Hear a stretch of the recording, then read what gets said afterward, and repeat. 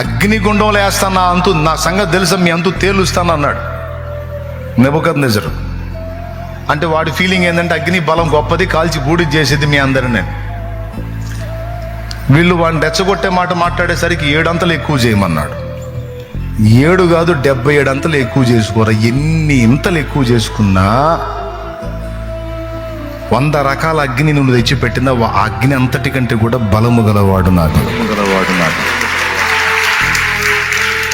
వాళ్ళ దృష్టిలో అగ్ని బలమైనది కాదు, అగ్ని కంటే దేవుడు బలమైన వాడని వాళ్ళు నమ్మారు. నెబుకద్నెజరేమో అగ్ని బలమైందని నమ్మాడు. ఈ ముగ్గురేమో అగ్ని కంటే మా దేవుడు బలవంతుడని నమ్మారు.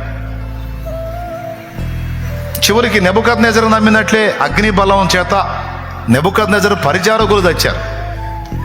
కానీ ఆ అగ్ని బలము దేవుని పరిచారకులను ఏమీ చేయలేకపోయింది.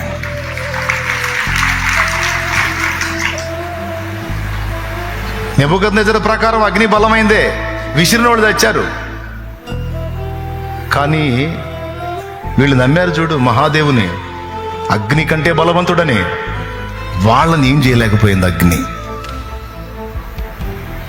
అగ్ని బలమును అణచి అగ్నికి ఆజ్ఞాపించే, వాళ్ళని ముట్టకూడదు నువ్వు అని.